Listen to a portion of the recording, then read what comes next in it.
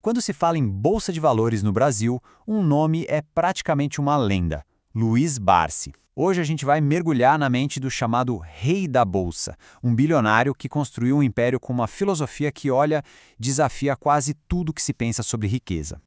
Mas antes de mais nada, vamos fazer um exercício rápido. Pensa aí, como vive um bilionário? O que vem à cabeça? Jatinho? Iate? Mansões cinematográficas? Então se prepara, porque a história de hoje vai jogar essa imagem pela janela. Vamos direto ao ponto. De um lado, o mito, mansões, uma coleção de carrões. Do outro, a realidade do Barsi, um apartamento confortável e carros que, bom, são bem modestos, como um Tigo 2011. E essa diferença ela não é só um detalhe curioso, é na verdade a base de toda a filosofia dele, tanto de vida quanto de investimento. Então, para entender essa figura, a gente precisa começar por quem é o homem por trás da lenda. Como é que esse estilo de vida tão peculiar molda a forma como ele investe? Olha, tem uma frase da esposa do Barsi que define ele perfeitamente. Ele pode ter saído do cortiço, mas a simplicidade, as origens, isso nunca saiu dele. O que ele valoriza é conforto e segurança, morar num lugar que ele conhece, bem longe dos holofotes que geralmente vêm com tanto dinheiro. E a rotina dele só reforça essa mentalidade. Imagina só, ele acorda às 6 da manhã, toma café com a filha e ignora totalmente aquele frenesi de abertura de mercado. O foco dele é outro. Não é no sobe e desce do dia a dia, mas sim nos fundamentos, nas empresas das quais ele é de fato um sócio. Ok, agora a gente entra no coração da estratégia do Barsi. E é aqui que ele vai na contramão de basicamente todo mundo que investe na bolsa. Essa talvez seja a frase mais famosa dele. Pensa bem, enquanto está todo mundo em pânico, vendendo tudo, o Barsi enxerga o quê? Uma grande liquidação. A lógica é de uma simplicidade que chega a desarmar. Preços baixos significam que dá para comprar mais ações de boas empresas. E mais ações, bom, isso resulta em mais dividendos no futuro. Simples assim. Mas essa filosofia toda não surgiu do nada, né? Nasceu de uma necessidade bem prática. Ele olhou para a Previdência Social e concluiu que ela jamais daria uma vida digna. Então, o que ele fez? Criou o seu próprio plano. O projeto Ações Garantem o Futuro. A ideia era simples, mas muito poderosa. Disciplina e tempo. Comprando um pouquinho todo santo mês para construir um patrimônio que gerasse renda. Tudo isso é muito bonito na teoria, certo? Mas e na prática? Como é que isso funciona?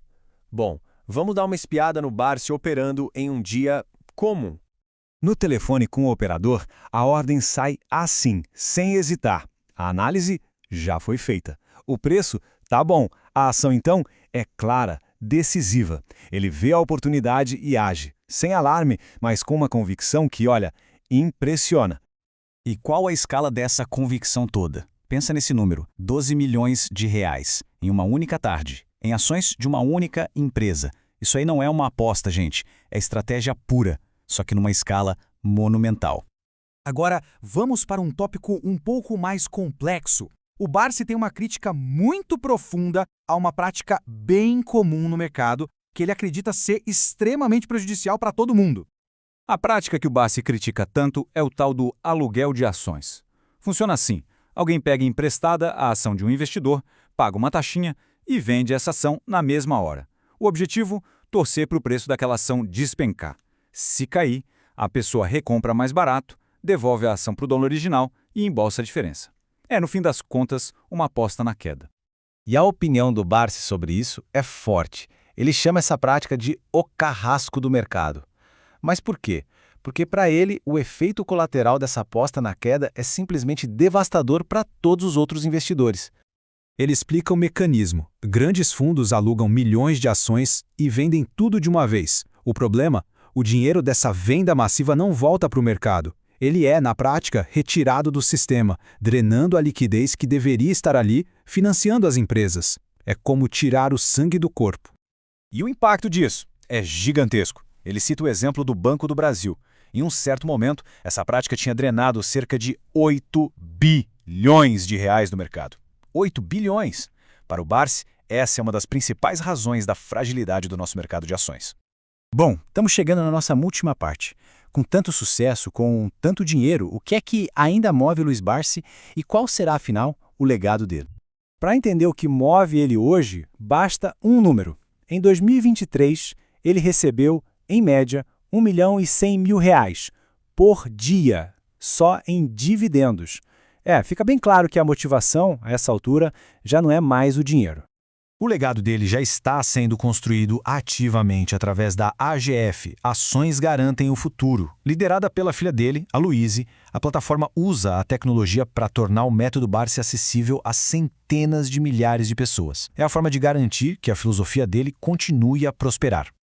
E essa observação da filha dele resume tudo. Ele continua no escritório, analisando, comprando, porque para ele isso não é mais trabalho. É um jogo.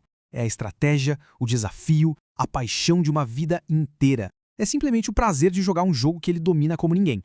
Isso tudo nos deixa com uma reflexão final, não é? Talvez a história do Barsi mostre que a verdadeira riqueza não é o capital acumulado, mas sim a liberdade de se dedicar a vida inteira a uma paixão. Fica aí a provocação para a gente pensar. Valeu por acompanhar.